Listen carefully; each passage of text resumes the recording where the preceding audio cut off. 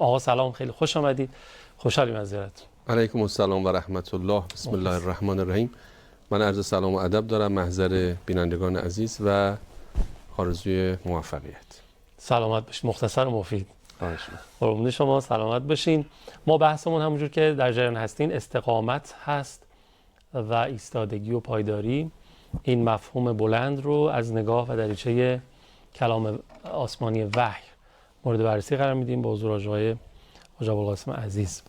من توی این مدت که داریم با شما بحث میکنیم به یک موضوعی همیشه فکر میکردم، این که کلن آدمایی که توی زندگی اهل استقامت، اهل ایستادگی، مقاومت، پایداری، مفاهیم این چنینی هستن، معمولا آدمایی هستن که همیشه تو صحنه‌ن، وسط میدونن، جزو آدمایی نیستن که ادعای استقامت و مقاومت میکنن اما بیرون گود معمولا وای میستن، به دیگرانی میگن لنگش کن اصطلاحاً. خودشون موقعی که حالا نیازی هستش که یک کاری انجام بدن، فعالیتی داشته باشن، حرکتی داشته باشن، معمولا پشت صحنه‌ان. میخواد راجع به این موضوع هم صحبت بکنیم؟ بله، بسیار موضوع خوبی است و طرح بحث جالبی است. سلام باشید. از قضا قرآن کریم در یک آیاتی، یک سلسله آیاتی در سوره مبارکه نساء مردم رو به دو دسته تقسیم میکنه. درسته. یک دسته کسانی که عافیت طلبن، به تعبیر حضرت عالی در گوشه میدان میشینن و از همون مسلک لنگش کن هستن. یعنی نمیان وسط میدون، فقط از دور ارد میدن و گاهی با زبان همراهی میکنن با کسانی که تو میدان هستن. حالا تعبیر قرآن خیلی تعبیر جالبیه، میگه که اگر شما برید و توی میدان نبرد پیروز بشید، اینا میگن آخه کاش ما شما بودیم، کاش ما بودیم و از این فوز بزرگ و از این پیروزی با عظمتی که به دست آوردید بهره مند میشدیم. یه جوری که انگار مثلا اینا هم آدمای جهادی هستن، اهل کارن، اهل میدانن. و ان منکم لمن لیبطئن، بطء یعنی کندی، بطیء ما تو فارسی کلمه بطیء هم به کار میبریم، یعنی خیلی کند، خیلی با تأخیر، کسانی که دیر می جنبن. اون موقع که باید بیان و سریع باید عکس العمل نشون بدن، نشون نمیدن. فاین اصابتکم مصیبتون، وا میسن ببینن چی شد. اگر شما رفتید و ضربه خوردید، آسیب دیدید، مصیبتی به شما وارد شد، میگن چقدر خوب شد نرفتیم. قال قد انعم الله علی اذ لم اکن معهم شهیدا، چقدر خدا من نعمت داد، چقدر خدا لطف کرد که من اون صحنه خطر نبودم، ولی الان بلا سر منم می اومد. ولی این اصابکم فضل من الله، اگر شما پیروز شدید، لطفی از طرف پروردگار شامل حالتون شد، لیقولن که لم تکن بینکم و بینه مودتون یا لیتنی کنت معهم فافوز فوزا عظیما. یه جوری حرف میزنن انگار اصلا زمینه برای اینا فراهم نبوده، انگار مثلا اینا نمیتونستن در میان شما باشن، فقط آرزو میکنن ای کاش ما هم با آنها بودیم و رستگار میشدیم. این جمله البته اصلش جمله بدی نیست. برای کسی که از یک فرصتی واقعاً محروم بوده و امکان حضور در اون عرصه براش فراهم نبوده، برای ابراز علاقه به حضور در اون عرصه و جانبازی در کنار جانبازان اون عرصه گفتن این جمله خوبم هست. ما اتفاقا در زیارت سید الشهدا علیه السلام جمله رو داریم. میگه وقتی رفتی به زیارت عرض کنم که انصار ابی عبدالله علیه السلام، این جمله رو بگو السلام علیکم السلام علیکم السلام علیکم 3 مرتبه، یا لیتنی کنت معکم فافوز فوزا عظیما، یا فافوز معکم، ای کاش منم بودم تو کربلا، ای کاش منم بودم با شما و در کنار شما جهاد میکردم. این برای کجاست؟ برای جایی که من امکان حضور نداشتم ولی دلم با اونها بود. اتفاقا اگر کسی امکان حضور نداشت و دلش با مجاهدان بود، خیلی خوبه که این جمله رو بگه. اما کسی که امکان حضور در یه صحنه‌ای داره، میتونه بره، اما عافیت طلبه، میشینه در کنج خانه و استراحتشو میکنه، اگر اینها رفتن و یه پیروزی به دست آوردن، وقتی یه جوری که انگار میخواد بگه مثلا بله منم اهل جهادم، بله منم اهل میدانم، ای کاش منم توفیق داشتم حضور پیدا میکردم. مثل کسانی که وقتی خاطرات رزمندگان رو میشنون سنشون سن جبهه بوده، آره. اون موقع میتونستن برن، اما اون زمان سفر اروپا رو ترجیح دادن، سفر آمریکا رو رفته. آمریکا مثلا اون موقع توی حالا بالاخره بیزینس بوده یا تو هر شرایطی بوده. حالا الان مثلا وقتی بحث خاطرات رزمندگان مطرح میشه میخواد بگه منم از شما هستم، میگه آخه ای کاش منم توفیق داشتم مثل شما در میدانهای نبرد حضور پیدا میکردم، چه سعادتی داشتید شما. خب چرا نیومدی؟ باید میومدی. خدای متعال اینجا اجازه نمیده که بعضی از کسانی که می توانستند در وقت ایثارگری ایثار کنند و نیامدن، حالا خودشون رو در زمره علاقمندان به جهاد و ایثار نشان بدن. اجازه نمیده. این فریبکاریه. فریبکاری. چرا همون موقع نیومدید؟ بله یه وقت کسی سنش نمیرسیده، مثل بنده ای مثلا فرض کن من در زمان دفاع مقدس خب طفلی بودم، خردسال بودم، وقتی جنگ تمام شد بنده مثلا 14 سالم بود. حالا همون موقع هم یه تلاشی کردیم بریم جبهه ولی ما راه ندادن، نمیپذیرفتن. خب حالا یه کسی مثل بنده میگه ای کاش منم توفیق داشتم در اون عرصه حضور پیدا میکنم. البته اینم یه شرطی داره. شرطش اینه که خب اون موقع نمیتونستی در عرصه های دفاع و جهاد پس از اون عرصه که در هر زمانی جهاد به حسب خودش تعریف میشه. حالا من یه عبارتی رو بعد از حضرت آقا میخونم. در هر زمانی جهاد به حسب خودش تعریف میشه. شما که در زمان دفاع مقدس نمیتونستی بری، حالا در عرصه های جهاد متناسب با این زمان حضور داری یا نداری؟ اگر الان تو عرصه های جهاد متناسب با این زمان هم حضور نداری، بازم حرف دروغه که میگه ای کاش من توفیق داشتم. حالا همینو در مورد امام حسین علیه السلام و این جمله رو در خصوص یاران امام حسین هم که بگیم باز همین حرف هست. تو میگه ای کاش من توفیق داشتم با یاران ابی عبدالله در کربلا حضور داشتم و از امام حسین دفاع میکردم. خب اون موقع نمیتونستی. بله این مقدارش رو قبول میکنیم. اما الان عرصه های جهاد و دفاع از ابی عبدالله علیه السلام بازم فراهمه. تو در عرصه های دفاع از ابی عبدالله امروز چی کار میکنیم؟ مگه نمیگیم کل یوم عاشورا کل ارض کربلا؟ امروز اگه امام حسین بود کجا می ایستاد؟ امروز اگه امام حسین بود سلام الله علیه بود، یاران امام حسین اگه سلام الله علیهم اگه بودن، امروز تو کدام جبهه می ایستادن؟ تو جبهه اونا امروز هستی یا نیستی؟ اگر هستی بله تو حق داری بگی ای کاش من با یاران امام حسین در روز عاشورا بودم. اما اگه امروز هم تو اون صحنه نیستی جمله رو بگی، مشمول همین آیه قرآن هستی که خدا داره ملامتت میکنه. این جمله رو کسی باید بگه که دلش متعلق به اون جبهه است. کسی که دلش متعلق به اون جبهه نیست و نشانش اینه که در هیچ عرصه مشابهی اظهار حضور نمیکنه و حضور پیدا نمیکنه، این جمله رو حق نداره بگه. این جمله تداعی میکنه که تو دلت متعلق به اون جبهه است. بنابراین مردم دو دسته هستن. یه دسته هستن که دلشون متعلق به جبهه حق نیست، فقط در زبان ابراز موافقت و همراهی میکنن. اینا منافقن، اینا دروغن. خب یه عده واقعا دلشون متعلق به اون جبهه است. اینا اگر ابراز علاقه بکنن که ای کاش من تو اون جبهه بودم، ای کاش فرصت داشتم، اینا حرجی برشون نیست. حالا اونهایی که به تعبیر شما میشینن یه گوشه و نگاه میکنن ببینن چی میشه، عافیت طلبن، وسط میدون نیستند، اینها رو قرآن شروع کرده نصیحت کردن. من اگر اجازه بدید این نصیحت ها رو حالا به حق صلاح دونستید میان برنامه چیزی آره. بعد اینو توضیح بیشتر. خیلی ممنون. من اون سوالی که برام پیش اومد تو ذهنم و اومدم مطرح کنم شما پاسخش رو دادین که کسانی که مقابل یاران امام حسین میستن میگن السلام علیکم 3 بار و بعد میگن یا لیتنی کنت معکم.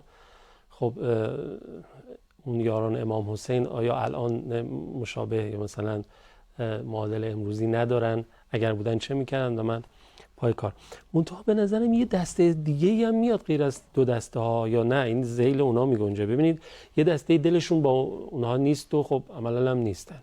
یه دسته دلشون هست و پای کار هستن. یه دسته ممکنه دلشون هست واقعا، اما اون شجاعته، اون مایه گذاشتنه، نمیدونم اون گذشتن از مال و دارایی و بچه و آبرو و میدونید اینا میاد وسط دیگه. خیلی اونجاها گیر دارن، نمیتونیم نمی دسته بگیم. اگه صلاح دونستین بریم برگردیم راجع به این موضوع هم صحبت بکنیم. به نظرم بریم محضر نورانی قرآن کریم. بسم الله. اللهم صل علی محمد و آل محمد و عجل فرجهم. آقای عزیز به تبع فرمایشات شما آیه 72 73 سوره مبارکه نساء پخش شد. اگر توضیح بدید. اون سوال منم حالا. بله حضرت عالی فرمودید که آیا میشه بگیم کسانی هستند که دلشون متعلق به این جبهه است ولی به هر دلیل تعلقات دنیوی اجازه نمیده که در وقت حضور و در وقت ضرورت در وسط جبهه حاضر، دلشون هم خیلی میخواد ولی از اون طرف میشه اینم گفت. ببینید خواستن دل به قول ما طلبه ها ذو مراتبه، یا یک کمی اصطلاحش رو اگر فارسی تر بکنم سلسله مراتب داره. اگه حقیقتا دل آدم بخواد یه چیزی رو بخواد، آدم دیگه معطل نمیکنه، از این چیزایی میگذره به خاطر اون میگذره دیگه. بله این معلوم میشه دلش یه مقداری میخواد که تو اون صحنه باشه، دل متعلق به این جبهه هست به قول حضرت آقا، ولی خب یک تعلقات دیگری هم داره. یعنی دلش یک دله نشده. ای دل صد دل یک دل کن. ای دل صد دل یک دله کن، مهر دگران را ز دل خود یله کن.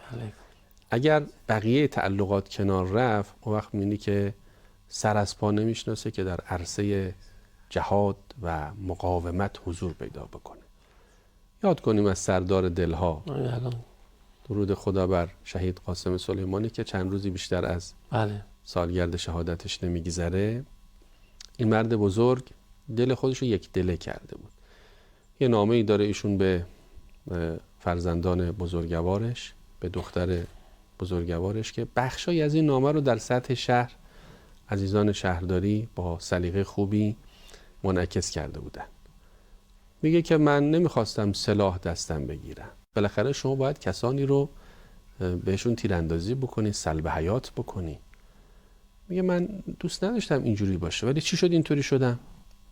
من دیدم یک طفل بیگناهی در دامن مادر داره سر بریده میشه. من دیدم یک دخترکی در حال فرار و نامردانی در تعقیب او هستند. من دیدم یک آواره‌ای خانه بر سرش خراب شده و به خاطر ظلم و به خاطر عرض کنم که سیاست ورزان نامرد عالم مجبور شده که خانه و کاشانه خودش رو رها بکنه و آواره بیابان بشه.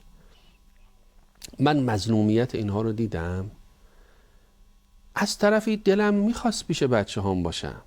منم مثل خیلی از پدر و مادرها دوست دارم که آخر شب بیام تو خونه دور خانواده و بچه های خودم بگردم، بچه ها دور من بنشینن. اما دلمو یک دله کردم، دلمو با خدا معامله کردم و دل به خدا دادم.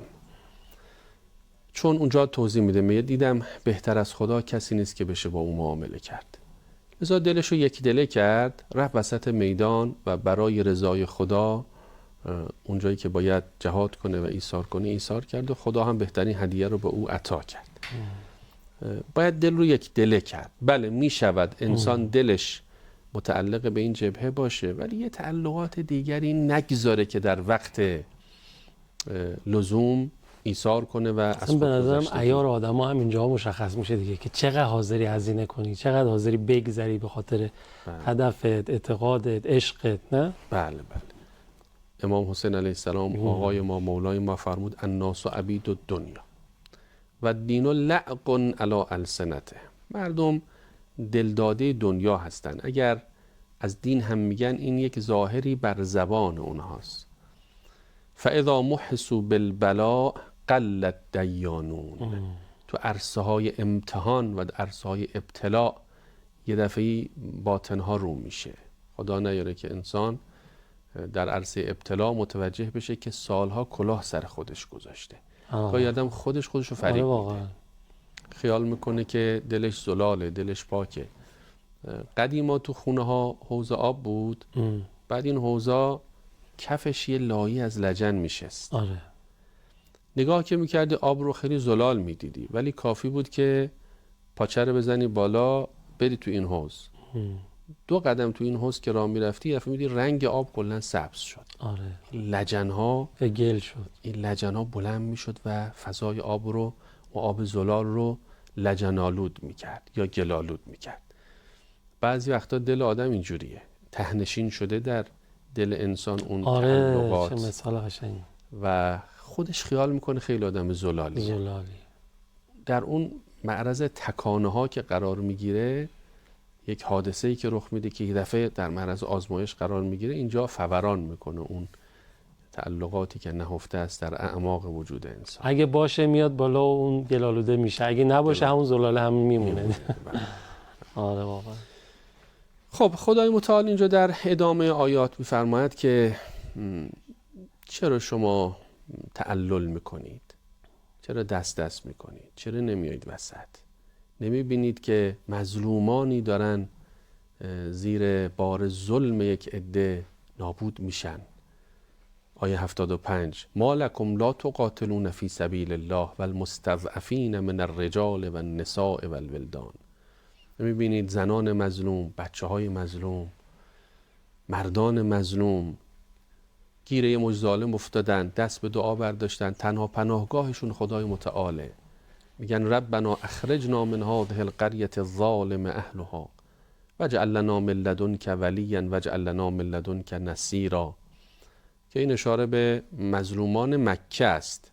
یعنی تنزیل آیه مربوط به مردم مکه است که بالاخره گیر یه مجد ظالم افتاده بودن و اینا رو به بردگی گرفته بودن، اذیتشون میکردن.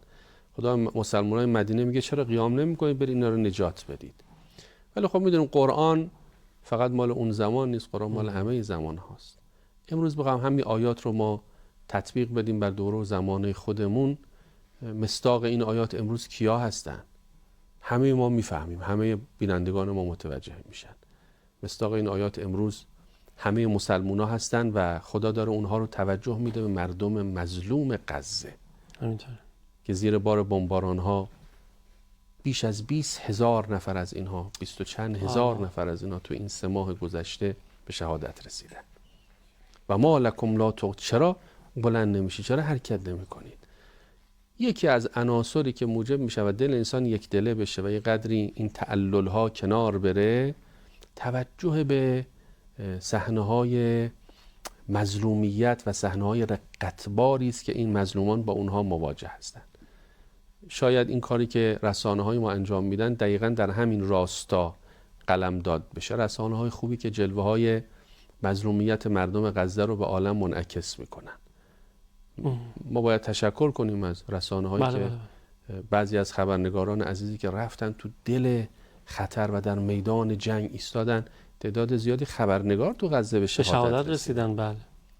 اینا داشتن به این آیه عمل میکردن. آیه 75 سوره نساء. یعنی قرآن یه رسانه است خودش دیگه. بله. قرآن داره مظلومیت مظلومان رو منعکس میکنه. در این آیه 75 و خبرنگاری که رفته در غزه داره کودک معصوم و طفل چند ماهه‌ای رو که داره کفن میشه به تصویر میکشه. اون بیمارستانی که تو اون بیمارستان 10 کودک شهید شدن رو داره منعکس میکنه. اون تشییع جنازه رو داره منعکس میکنه. اون 10 و 100 جنازه‌ای رو که دارن به صورت جمعی به خاک سپرده میشن داره منعکس میکنه. این یه خبرنگار قرآنی است. از اون طرفش اون خبرنگاری که همه اینا رو وارونه منعکس میکنه یه خبرنگار شیطانی. بله. یعنی حق و باطل همه جوره با همه اجزایش اونجا درگیرن. احسن باش. خدای متعال اینجا به ما یاد میده که اگر میخواهیم اون مشکل تعلل رو و مشکل یک دل نبودن بعضیا رو حل کنیم، باید جلوه های مظلومیت مظلومان رو مقابل چشمشون منعکس بکنیم. بعد در ادامه خدا باز یه 2-3 تا راهبرد دیگه هم میگه که اینما تکونوا یدرککم الموت ولو کنتم فی بروج مشیده. ای اونایی که تعلل میکنید، ای اونایی که به وقتش نمیایید، خیال میکنید که مثلا با نرفتن عمرتون رو دارید طولانی میکنید، خیال میکنید مثلا با نیومدن وسط میدون دارید مثلا عجل خودتون به تأخیر میندازید. عجل به وقتش میرسه. هر کجا باشید مرگ میاد. اینو خطاب به کیا داره میگه؟ خطاب به اونایی که باید برن تو میدون و نمیرن. اینما تکونوا یدرککم الموت ولو کنتم فی بروج مشیده. ولو در برج‌های مستحکم، در ساختمان‌های مستحکم برید ساکن بشید. مثلا رفتی برای خودت یه برجی ساختی در طبقه بالا و در بام این برج پنتهاوسی برای خودت درست کردی، دست زن و بچه‌ت گرفتی و خیالت راحته که مثلا زندگی خوبی داری، فکر کردی اینجا باشی مرگ نمیاد سراغت. مرگ میاد. در آیه قبل از این آیه میگه قل متاع الدنیا قلیل. ای چقدر میخواین تو این دنیا بمونی؟ اصلا فکر کن 30 سال دیگه موندی، 40 سال دیگه موندی، 100 سال دیگه موندی. این 100 سال چقدر میخوای لذت ببری؟ متاع دنیا کم است و کوچک است. والآخرة خیر لمن اتقی. اتفاقا این همون مطلب حضرت علی فرمایش جناب عالیه که اگه میخوای بمونی، اگه میخوای لذت ببری، اگه میخوای شناخته بشی، اگه میخوای مورد توجه قرار بگیری، اتفاقا باید بری وسط میدون. چون والآخرة خیر لمن اتقی. هر چی میخوای. من دیدم که در خاطرات آقای سید حسن نصرالله هست که در اون آخرین دیداری که شهید قاسم سلیمانی با ایشون داشت 3 روز قبل از شهادتش، آقای سید حسن نصرالله به شهید سلیمانی میگه که رسانه‌های امریکایی و روزنامه‌هاش و نشریاتش خیلی روی شما زوم کردن و یه نشریه به ایشون نشون میده که تو اون نشریه نوشته شده که قاسم سلیمانی فرمانده بی‌بدیل ایرانی. بعد آقای سید حسن نصرالله به قاسم سلیمانی میگه که دوستان ما که رسانه‌ای هستن میگن اگر رسانه‌ها روی کسی اینجوری زوم کنن این بوی ترور توش میاد. معلومه میخوان اون رو ترور بکنن. آقای سلیمانی خیلی مراقب خودت باش. شهید سلیمانی به سید حسن نصرالله میگه که چه بهتر، من سالهاست منتظر این لحظه هستم و اتفاقا خدا چه خوب و چه زیبا، چه شهادتی و چه عروجی برای این مرد رقم زد. این دست نوشته خدا مرا پاکیزه بپذیر. آره، خدای مرا پاک کن و بپذیر. ما ثانیه‌های پایانی بله، والآخرة خیر لمن اتقی. کسی که با تقوا باشه آخرت برای او بهتره. چه بهتر که دنبال ماندگاری اینجوری باشه انسان. انشالله هممون دلامون اینجوری یک دله بشه. آره، داشتم به همین فکر می‌کردم. شرط همه اینایی که فرمودین همین یه مصرعه. انشالله که برای هممون اتفاق بیفته. خیلی لذت بردم. سلام. اوامر ندارین؟ قربان شما. اجرتون با سید الشهدا. انشالله. مخلص شما هستیم. مؤید بشه. هنوز این یه مصرعه داره با دل من بازی میکنه، بخونمش. هم من فکر میکنم بعد برنامه روش هم شما فکر کنیم. ای دل 100 دل یک دل کن. مراقب خودتون باشین. یا حق. خداحافظ.